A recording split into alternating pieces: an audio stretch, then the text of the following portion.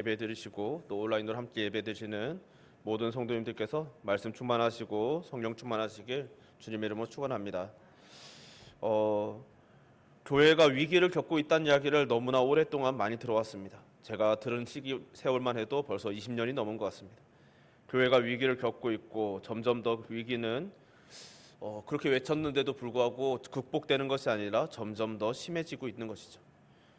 그러면서 시기마다 조금씩 그 변화는 있지만 한결같이 거론되는 위기의 원인도 비슷합니다. 고령화, 저출산, 개인주의의 확산, 그리고 과학으로 대표되는 이성과 합리적 세계관의 확산 등이 교회의 위기의 원인으로 지목되기도 하는 것이죠. 그리고 그런 일들이 위기가 코로나로 인해 더욱더 가속화되었다고도 이야기하고 있습니다. 그러나 20년이 넘도록 이런 대동소이한 원인들을 외쳐왔고 그것에 대한 해결책을 모색해왔지만 해결되지 않고 있는 이런 현실들을 바라볼 때 우리 교회가 직면한 가장 큰 문제는 외부에 있는 것이 아니라는 것을 생각하지 않을 수 없는 것이죠. 내부에도 우리의 교회 안에 큰 문제가 있었지만 그것을 애써 외부의 문제와 그런 위기 요건들을 가지고 외면하진 않았는지 되돌아봐야 할 필요가 있는 것 같습니다. 그래서 가만히 생각해 보면 오늘날 교회의 가장 큰 위기는 교회에는 나오지만 확신은 없는 교인들이 늘어간다는 것이 아닌가라는 생각이 들었습니다. 그렇다면 무슨 확신이 없을까요?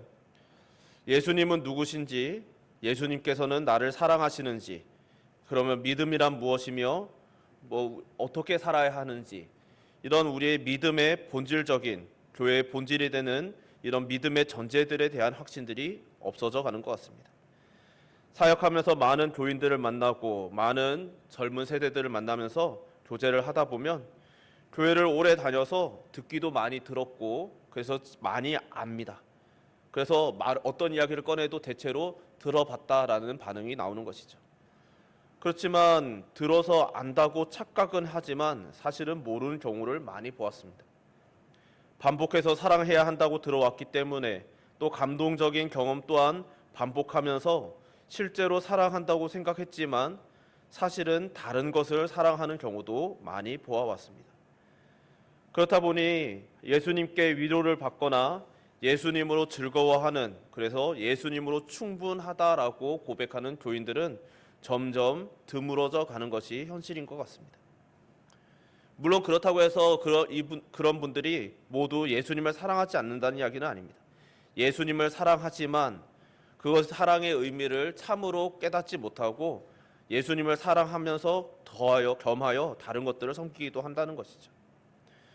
즉 오늘 본문에 동의하는 자들은 많으나 공감하는 자들이 점점 적어져 가는 현실 속에 우리는 살고 있는 것이죠. 예수를 너희가 보지 못하였으나 사랑하는도다. 이제도 보지 못하나 믿고 말할 수 없는 영광스러운 즐거움으로 기뻐하는 것이죠. 오늘날 끊임없이 믿음의 증거들을 구하는 이야기도 또 듣게 됩니다. 그런 모습들을 보면서 한번 우리의 믿음을 되돌아보고 또한 오늘 말씀에 비추어 점검해보는 시간이 되기를 소망합니다. 조나던 에드워즈는 그의 저서 신앙 감정론에서 참된 신앙은 대부분 거룩한 감정에 있다라고 말한 바 있습니다. 동시에 거짓된 감정 또한 경계해야 한다라고 말하죠.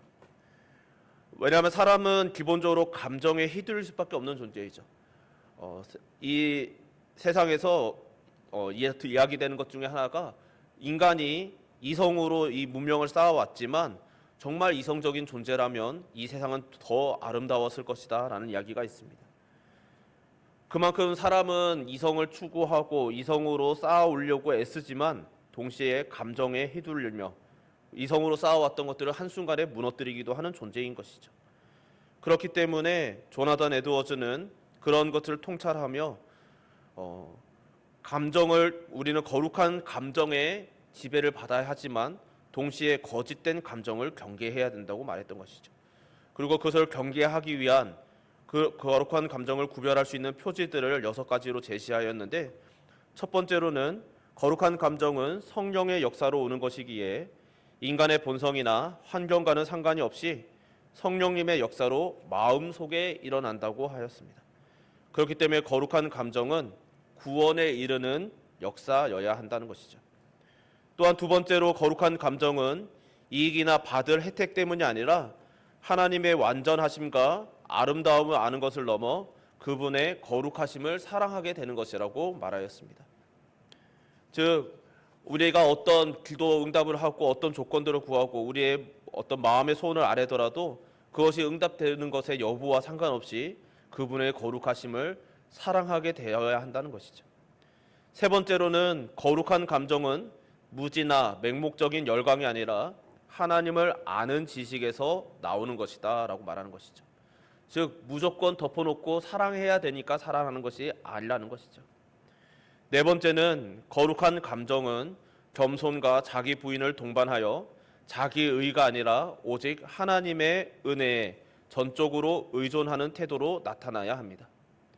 다섯 번째로 이 다섯 번째 표지를 조나단 에드워즈는 가장 중요하게 생각했는데 거룩한 감정은 성품의 변화와 거룩한 삶의 실천으로 나타나야 한다는 것이죠. 즉 죄를 미워하고 의를 사랑하며 이웃을 사랑하고 하나님의 계명에 순종하고자 하는 강한 의지와 행동으로 이어져야 한다고 하였습니다. 여섯 번째로는 거룩한 감정은 조화로운 균형의 상태를 이루어야 한다는 것이죠. 이 조화로운 균형의 상태라는 것은 무엇인가 하면 기쁨과 슬픔, 사랑, 두려움 등 모든 감정이 균형 있게 그리고 조화롭게 표출되어야 한다는 것입니다. 흔히 우리는 하나님을 믿으면 우리는 항상 기뻐야 하고 항상 긍정적인 상태를 유지해야 된다라고 생각하지만 그렇지 않다는 것이죠. 기쁨도 있어야 하고 슬픔도 있어야 하고 사랑도 두려움도 혹은 여러 가지 부정적으로 여겨지는 감정들도 조화롭게 우리의 감정임을 인정하고 표현되어야 한다는 것입니다. 조나단 에드워즈가 제시하는 이런 거룩한 감정의 표지들을 보면 우리가 일반적으로 생각하는 감정과는 다르다는 것을 우리는 느낄 수 있는 것이죠. 이 감정의 표지들을 직관적으로 표현하고 느낄 수 있는 찬양이 있는데 우리가 설교 직전에 함께 불렀던 85장인 것이죠. 구주를 생각만 해도 내 마음이 좋거든 주 얼굴 배울 때야 얼마나 좋을까. 예수의 넓은 사랑을 어찌 다 말하랴 주 사랑 받은 사람만 그 사랑 알도다 라는 가사인 것이죠. 우리는 일반적으로 어떤 사람이 감정적이다라고 할 때 그 말은 이성적이지 않다라는 말로 받아들입니다. 왜냐하면 인간은 일반적으로 이성과 감정을 그리고 가슴과 머리를 대립하는 기능으로 생각해 왔기 때문인 것이죠. 실제로 우리는 일상의 경험 속에서 이러한 생각이 강화되는 경험들을 자주 합니다. 감정이 격하여져서 이성이 무너지고 이성적인 판단과 반응을 하지 못하는 경우들을 많이 보는 것이죠.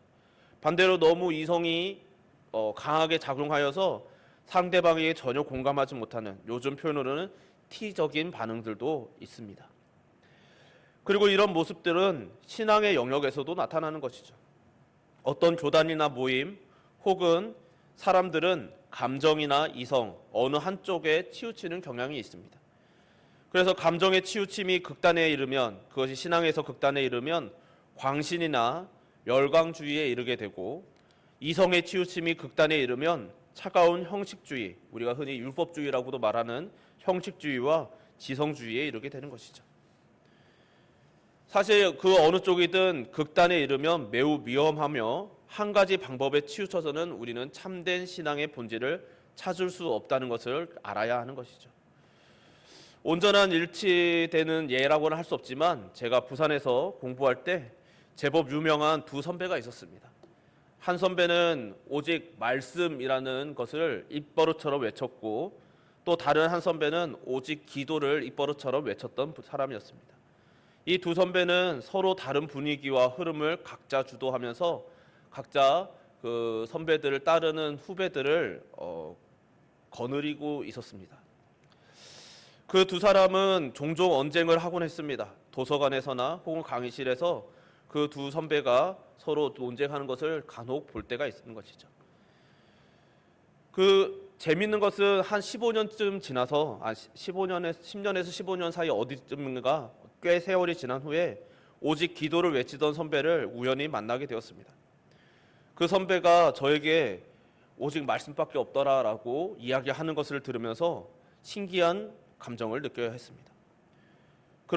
학창 시절에 그 대학 시절에는 오직 기도를 외치며 기도해야 된다고 말하며 산기도를 가자고 그렇게 강력하게 권고하던 선배가 말씀에 집중해야 된다라고 강조하면서 저에게 강권할 때 참 재밌다라는 생각도 했던 것이죠. 한편으로는 다른 선배가의 모습이 궁금해져서 수소문을 했더니 오직 말씀을 외치던 그 선배는 기도를 강조하며 영성주의를 추구하고 있다는 소식을 들을 수 있었습니다. 한 가지 방향성에 치우쳐져 있던 두 선배는 극적인 변화를 일으켰던 것이죠. 한쪽의 극단으로 가보니 그것으로 충분하지 않다는 것을 깨닫고 역설적으로 다른 반대편의 극단으로 나아가고 있는 것을 보았던 것이죠. 그런 모습들을 보면서 말씀과 기도는 어느 하나만 택할 수 있는 것이 아니라 함께 가야 한다는 것을 새삼 확신할 수 있었습니다. 오늘 본문 또한 그것을 잘 보여주는 말씀인 것이죠. 초대교회 성도들이 믿음으로 인한 혹독한 핍박 속에서 믿음을 지킬 수 있었습니다. 그래서 우리는 초대교회의 성도들의 그런 믿음의 선배들의 영웅적인 일화들을 들으며 참 그들을 존경하기도 하고 그렇게 지켜온 믿음을 우리도 본받아야 한다라는 다짐을 하곤 하죠. 그런데 그들이 믿음을 지킬 수 있었던 힘은 대체 어디에 있었을까요? 그것은 예수님을 사랑하는 거룩한 감정에 있었던 것이죠. 그것은 한순간 끓어오르다가 식어버리는 그런 감정이 아닙니다. 그것은 감정이지만 성경을 많이 아는 지식도 포함하고 있는 것이었죠. 또한 그것이 성경을 많이 아는 지식적인 탁월함으로 치우쳐져도 안 되는 것이었습니다. 초대교회 성도들은 환난과 핍박을 통해서 그들의 이 참된 믿음임을 증명하였는데 그 믿음은 바로 거룩한 감정이 있었던 것이죠. 그것이 오늘 본문 8절에 예수를 너희가 보지 못하였으나 사랑하는도다. 이제도 보지 못하나 믿고 말할 수 없는 영광스러운 즐거움으로 기뻐하니에 담겨 있는 그런 고백인 것이죠. 주 예수 그리스도를 향한 사랑, 그리고 그 사랑으로부터 흘러나오는 형언할 수 없는 영광스러운 기쁨입니다. 즉 참된 신앙은 예수님을 향한 사랑과 그 사랑에서 흘러나오는 기쁨에 있다는 것이죠. 그런데 이런 거룩한 감정은 단순한 끌림이나 호감이 아니라 사리 분별을 통해서 오는 감정이어야만 하는 것이죠.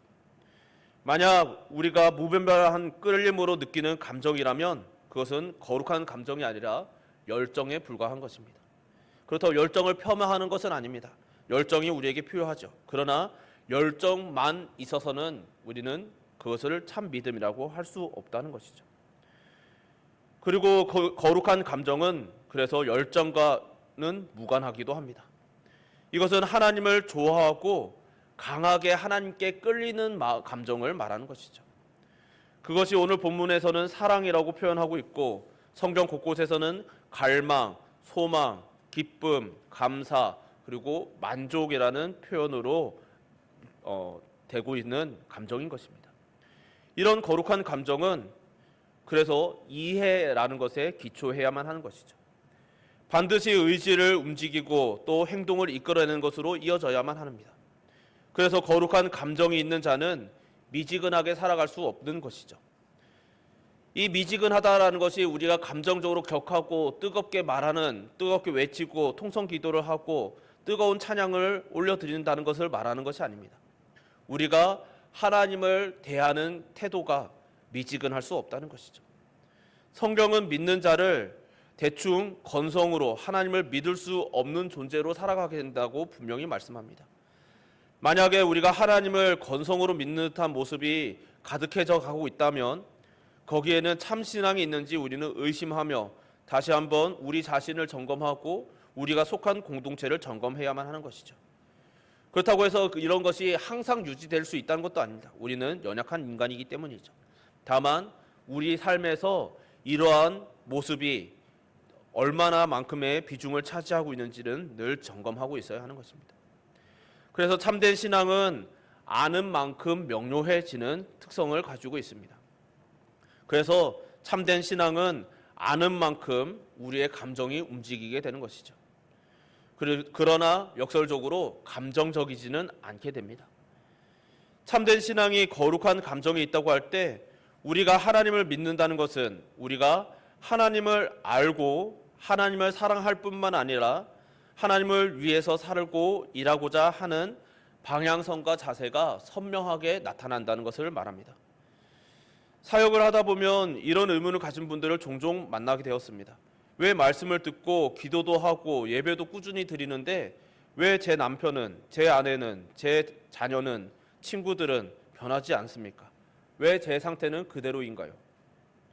때로는 자기 자신의 영적인 변화가 없는 것에 대해서도 탄식하는 것이죠.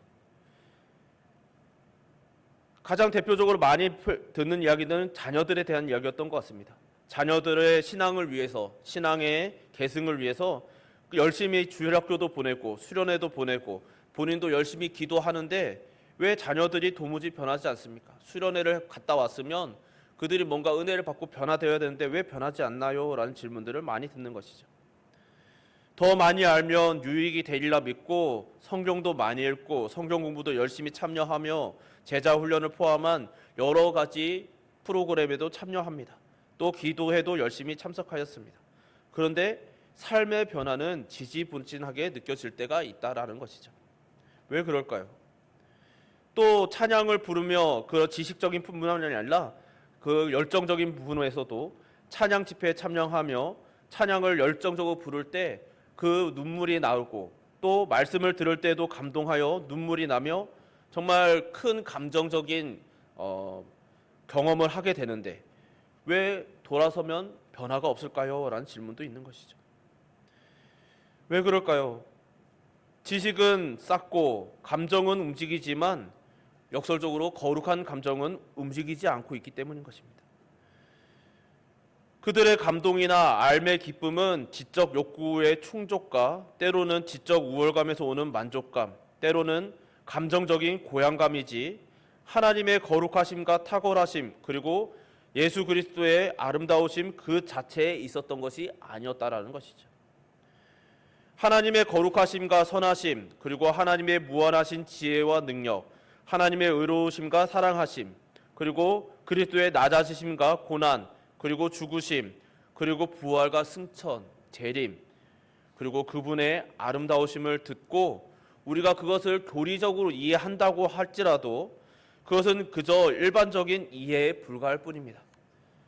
그런 지식은 지식만으로는 영적으로 변화가 되지 않는 것이죠. 사람들은 하나님을 아는 지식과 감정을 분리해서 접근할 수 있다고 착각하지만 사실 이 둘은 분리될 수가 없는 것이죠.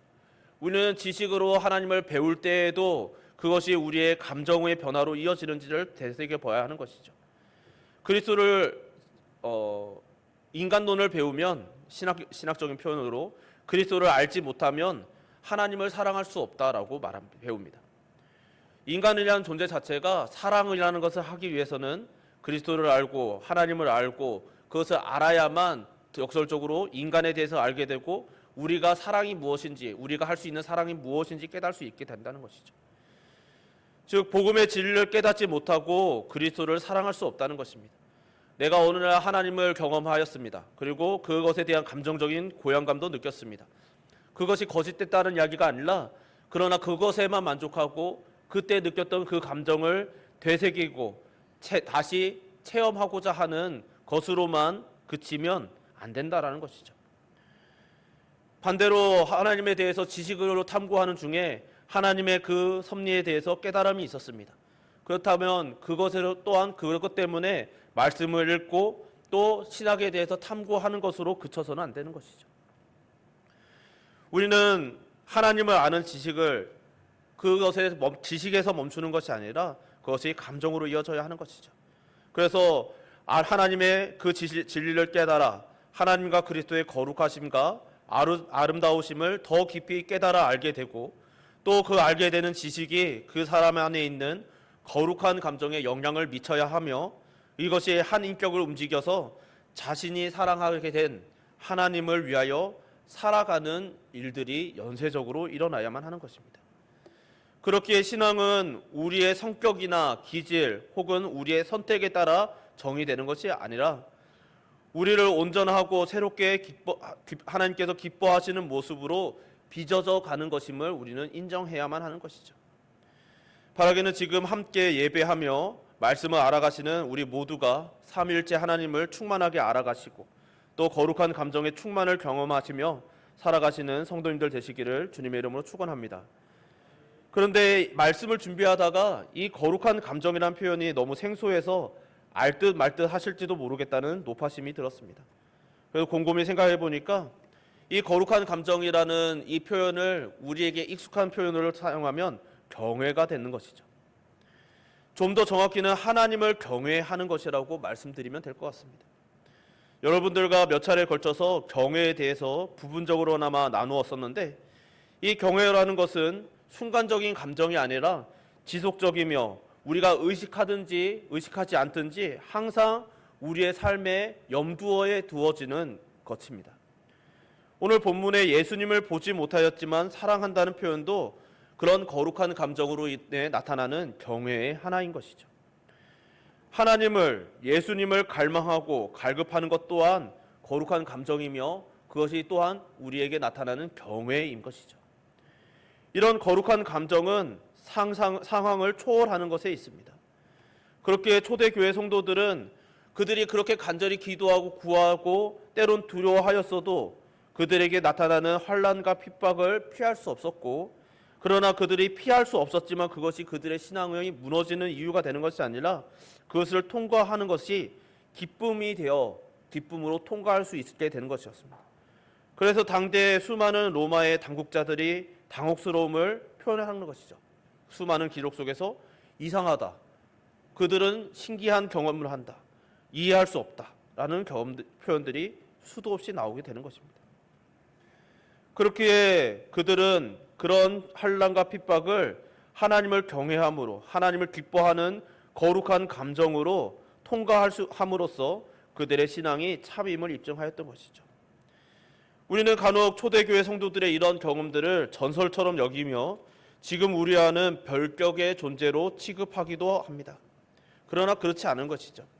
조나단 에드워즈는 하나님을 향한 사랑은 다양한 신앙 감정을 드러내게 하는데 죄에 대한 강렬한 미움과 혐오, 죄에 대한 두려움, 하나님을 기쁘시게 하지 못하는 것에 대한 두려움, 하나님의 선하심에 대한 감사, 은혜롭게 현존하시는 하나님을 느낄 때 얻게 되는 만족과 기쁨, 하나님께서 함께 하시지 않을 때 느껴지는 슬픔, 장차 하나님을 누릴 것을 기대할 때 생기는 즐거운 소망, 하나님의 영광에 대한 강한 열정 등이 있다라고 말한 바 있는 것이죠. 그렇기 때문에 우리는 때론 두려움이 임하여도 부정적으로 느껴지는 서두에도 말씀드렸듯이 두려움, 공포 혹은 슬픔, 그 모든 감정, 부정적으로 여겨지는 감정 또한 우리가 하나님을 향한 사랑을 느끼는, 하나님을 경외하는 감정의 하나가 될 수 있다는 것이죠. 한 10년 전쯤에 아프리카 어느 곳에서 일어났던 순교 현장을 녹화한 영상을 본 적이 있습니다. 제가 기억하기로 이슬람 관련된 단체에서 그 한 마을의 크리스천들을 모아놓고 몰매 때리고 불에 태우는 장면이었습니다. 참 그 영상들을 보면서 눈물 없이는 볼 수 없는 참혹함을 목격하였습니다.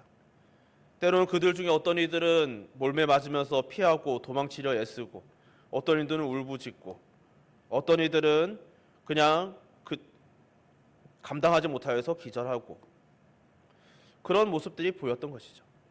근데 그런 와중에 한 사람은 자신이 맞고 있든지 발로 차임을 당하든지 그 위에 불이 붙은 나뭇가지가 얹어지든지 변함없이 손을 들고 입술을 달싹이는 것을 보았습니다.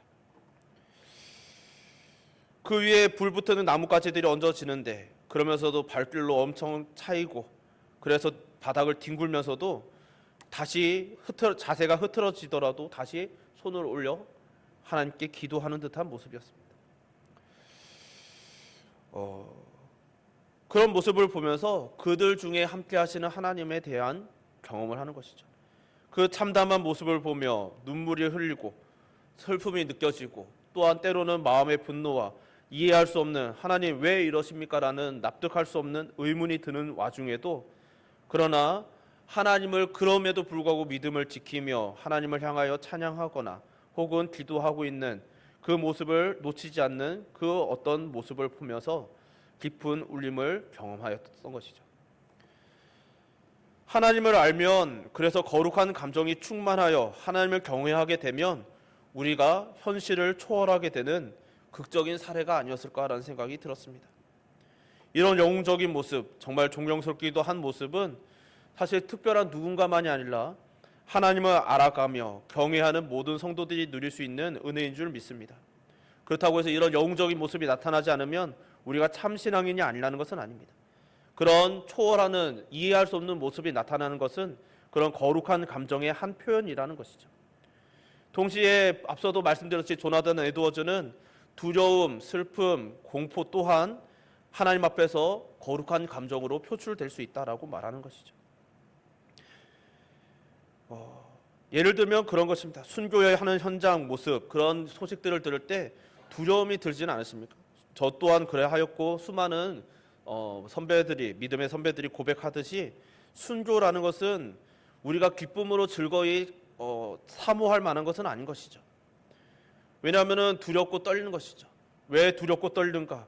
고통을 당하는 것이 두렵고 떨리는 것이 아니라 저 또한 그러하였듯이 많은 이들이 그런 고백을 합니다. 그 고통 끝에 내가 하나님을 부정할까 봐, 하나님을 부인할까 봐, 그것이 두렵다는 것이죠. 우리가 고난을 당하고 환난과 핍박을 당할 때 우리에게 두려운 마음이 드는 것은 잘못된 것이 아닙니다.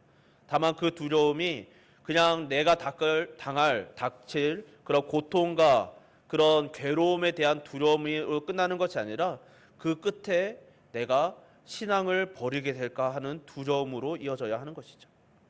만약에 그러한 모습들이 나타난다면 그런 것 또한 거룩한 감정의 표지인 줄 믿으시고 마음의 위로와 담대함이 있으시기를 또한 주님의 이름으로 축원합니다.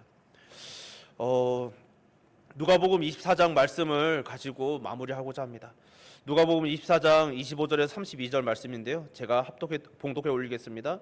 이르시되 미련하고 선지자들이 말한 모든 것을 마음에 더디 믿는 자들이여, 그리스도가 이런 고난을 받고 자기의 영광에 들어가야 할 것이 아니냐 하시고, 이에 모세와 모든 선지자의 글로 시작하여 모든 성경에 쓴 바 자기의 관한 것을 자세히 설명하시니라.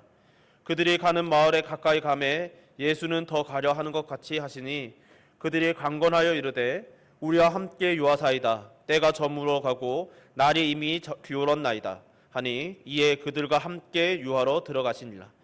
그들과 함께 음식 잡수실 때에 떡을 가지사 축사하시고 떼어 그들에게 주시니 그들의 눈이 밝아져 그인 줄 알아보더니 예수는 그들에게 보이지 아니하시는지라.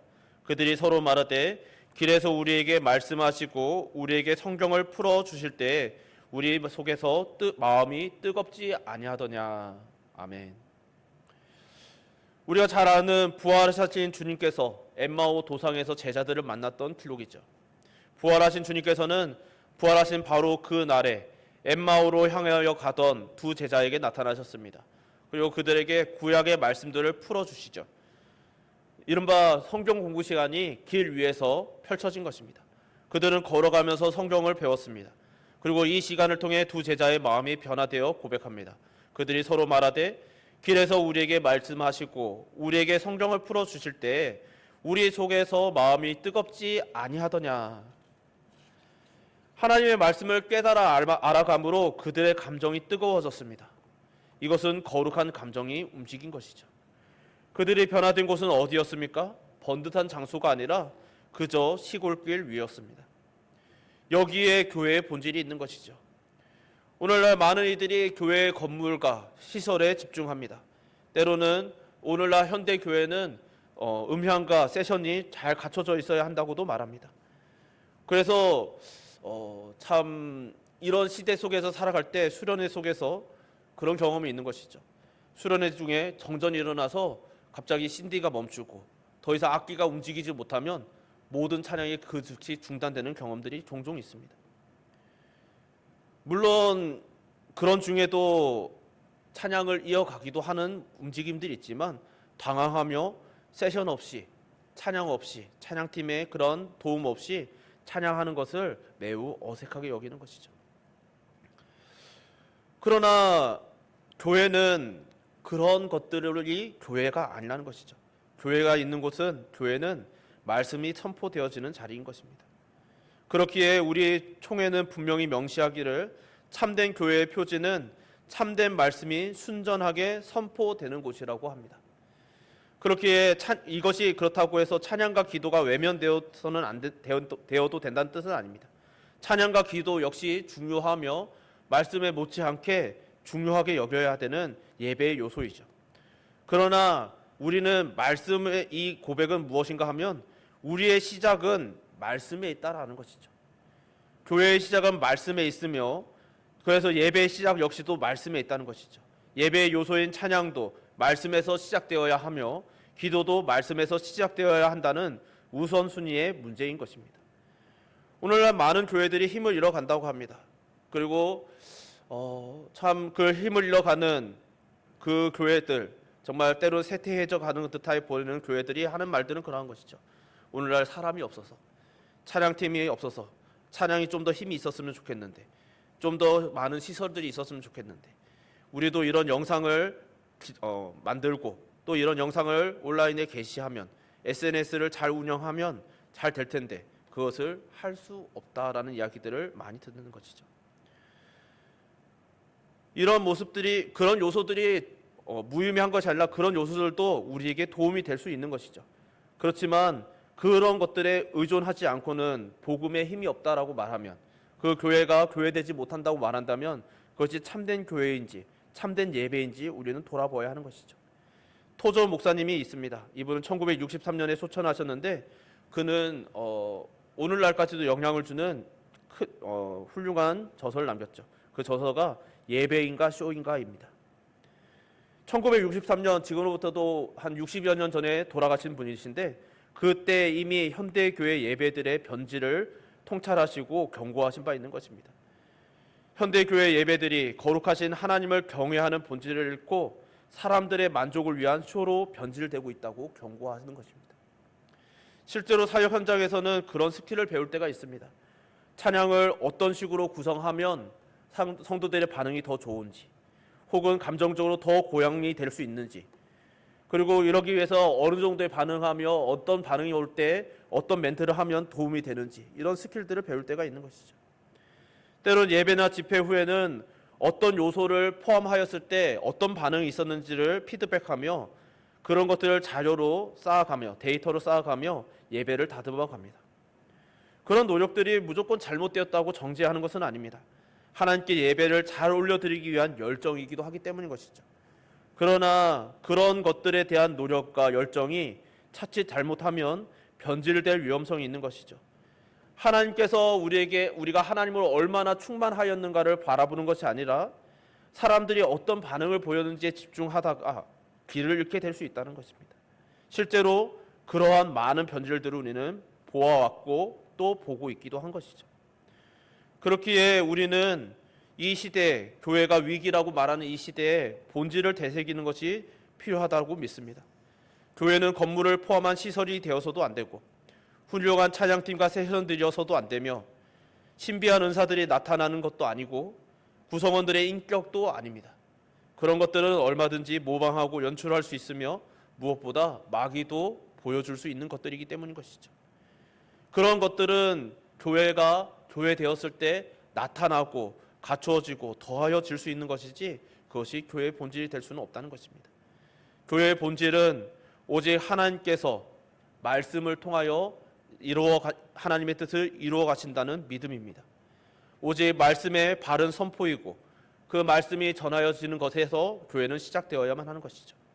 그리고 우리의 거룩한 감정, 하나님을 경외하는 것은 우리가 특별한 감정적인 고향감을 느끼는 것에서 나타나는 것이 아니라 우리가 말씀을 통하여 우리의 거룩한 감정이 움직여지며 하나님을 더 갈망하며 뒤따르게 하시는 것임을 믿어야만 하는 것이죠. 그래서 우리가 하나님을 경외하게 되면, 하나님을 향한 거룩한 감정을 품게 되면 우리의 상황과 처지에 대해서 다윗이 그러하였듯이 우리도 탄식할 수 있는 것이죠. 하나님, 우리 왜 이렇게 됩니까? 언제까지 이런 일들이 있어야 됩니까? 다윗도 부정적인 감정을 감추지 않았습니다. 그러나 그의 모든 기도와 탄식과 탄원의 끝은 항상 하나님을 찬양하는 것으로 이어졌던 것이죠. 내 처지와 상황은 변하지 않았지만 내 상황과 상관없이 하나님을 기도하고 바라보고 하나님께 기도하고 하나님과 교제하니 그것만으로도 나의 마음에 기쁨이 임한다라는 고백이 다윗의 시편들인 것이죠. 그리고 그것이 우리에게 허락된 거룩한 감정이며 우리가 하나님께 올려드리는 경외인 것입니다. 사랑하는 성도 여러분, 그렇기 때문에 하나님을 많이 알아가시고 깨달으심으로 하나님을 더 많이 알아가시기를 주님의 이름으로 축원합니다. 그래서 그 알아가심으로 하나님을 더욱 사랑하시는, 우리 상황과 환경과 처지와 상관없이 하나님과를 변함없이 사랑하실 수 있는 거룩한 감정으로 충만하여 지시기를 또한 주님의 이름으로 축원합니다. 그래서 예수를 너희가 보지 못하였으나 사랑하는도다. 이제도 보지 못하나 믿고 말할 수 없는 영광스러운 즐거움으로 기뻐하니라는 이 베드로와 초대교회 성도들의 그 고백이, 그리고 그때로부터 지금까지도 변함없이 이어져오는 이 고백이 우리의 고백이 되어 날마다 하나님으로, 예수님으로 충분하다라고 고백하실 수 있으시기를 주님의 이름으로 축원합니다. 우리 찬송 한 장 부르고 기도했으면 좋겠습니다. 우리 찬송가 85장 찬양했으면 좋겠어요. 가사를 생각하면서 이 가사에 담겨있는 하나님에 대한 우리의 고백을 되새기는 마음으로 우리 함께 찬양했으면 좋겠습니다.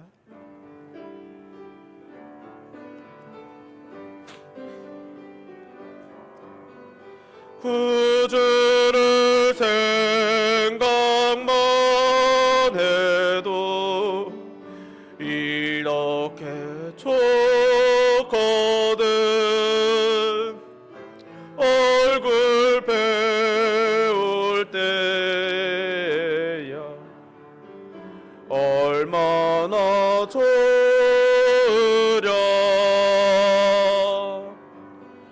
만민의 구주 예수여, 귀하신 이름은 천지에 있는 이름 중 비할 데 없도다. 회개하는 자에게 소망이 되시고 구하고 찾는 자에게 기쁨이 되신다. 예수의 넓은 사랑을 어찌다 말하랴. 주 사랑 받은 사람만 그 사랑 알도다. 사랑의 구주 예수여, 내 기쁨 되시고 이제로부터 영원히 영광이 되소서. 우리 지금 함께 기도합시다. 기도하실 때 우리 가슴에 손을 얹고 기도했으면 좋겠어요. 하나님, 우리가 주님을 압니다. 하나님을 알고 있습니다. 그냥 아는 것이 아니라 앞으로 더 많이 알고 싶고 더 깊이 알아서 하나님을 더 사랑하고 싶습니다. 주님의 사랑을 알았기에 우리가 이 사랑에서 떠날 수 없습니다. 이런 가사를 생각하며 우리의 믿음을 생각하며 우리 한번 이 시간 하나님께 우리의 믿음의 고백을 온전히 올려드리는 시간이 되었으면 좋겠습니다. 기도합시다. 주여, 사랑하며 그래요 부서하신 하나님 아버지, 오늘 이 시간 주님을 고백합니다. 하나님은 우리의 천지를 창조하신 창조주이시고 우리를 구속하시는 구속주이시며 우리를 심판하신 심판주이심을 고백합니다. 주여 하나님 아버지, 우리는 죄 중에 죽었으나 하나님께서 그 극진하신 사랑으로 주 예수 그리스도를 보내주시고 주 예수 그리스도의 이름을 의지하는 모든 이들에게 구원을 허락하여 주셔서 우리가 예수님 안에서 하나님의 자녀가 되고 하나님을 향하여 아빠 아버지로 부를 수 있게 하신 하나님이심을 고백합니다. 주 하나님 아버지, 그 하나님께서 우리의 처지는 여전히 죄인이고 우리는 여전히 하나님 앞에서 죽을 죄를 더하여 가지만 때로는 실수하고 넘어지지만 우리의 성품과 우리의 변하지 않는 우리의 성격과 우리의 변하지 않는 우리의 실수들, 우리의 행동으로 인하여 우리의 삶이 주 하나님 아버지 앞에 정의되는 것이 아니라 오직 하나님 아버지의 그 사랑으로 우리가 정의되어 우리가 하나님을 사랑하고 있는 이 심정으로 하나님 앞에 나아갈 때, 예수 그리스도를 의지하여 나아갈 때 우리를 바라보시 성도이라 인정하시며 나의 자녀라라고 말씀하시며 우리를 하나님 아버지 불러주심을 다시 한번 고백합니다. 주여 하나님 아버지, 우리의 그 고백을 기억하여 주시고 하나님께서 우리에게 주신 그 고백을 날마다 더하여 가게 하여 주옵소서. 사랑하신 하나님 아버지, 오늘 우리가 말씀을 통하여 다시 한번 우리의 믿음의 본질을 되새겨봅니다. 하나님, 우리는 때로는 우리 눈앞에 보이는 것들에 현혹됩니다. 우리 교회 건물이 더 아름다웠으면 좋겠고 우리 예배처소가 더욱더 풍성하였으면 좋겠고 우리의 가지고 있는 시설들이 더 좋아서 좀 더 거슬림 없이 더 아름다운 환경 속에서 예배 드리고 싶습니다. 때로는 하나님, 우리가 하나님께 더 많은 것, 더 좋은 것을 드리고 싶은 마음도 있습니다. 그러나 그런 것들이 우리에게 허락된 하나님께를 향한 우리의 아름다운 마음이지만 예배의 본질은 아니며 교회의 본질은 더더욱 아니라는 것을 오늘 다시 한번 되새겨봅니다. 하나님, 우리가 갖추지 못한 조건들로 인하여 하나님을 향한 우리의 마음이 무너지거나 혹은 약하여지는 일이 없게 하여 주시고 하나님께서 우리에게 알려주셨듯이 베드로 사도가 우리에게 교훈하며 그 초대교회 성도들로부터 지금까지 고백되어져 온 우리가 예수님을 사랑하는, 정말 예수님으로 모든 것이 충분하다고, 우리에게 아무런 시설이 없어도 정말 천막 안에서도 혹은 들판에서도 길 위에서도 걸어가면서 예수님의 말씀을 듣고 예수님의 말씀에 대해서 깨닫기만 하여도, 예수님을 알기만 하여도, 예수님을 만나기만 하여도 충분한 그 기쁨과 감격을 놓치지 않게 하여 주시고, 이것이 우리가 하나님께 올려드리는 경외, 거룩한 감정임을 항상 기억하며 우리는 때로는 우리 눈앞에 있는 현실을 기도한다 할지라도, 그것에 대해 탄식한다 할지라도 우리의 결론은 항상 그러나 하나님으로 충분합니다, 예수님으로 충분합니다라고 고백할 수 있는 말씀으로 충만한, 성령으로 충만한 성도 되게 하여 주시옵소서. 우리 교회가 그런 교회 되기를 간절히 소망하오며 예수님 이름으로 기도드립니다. 아멘.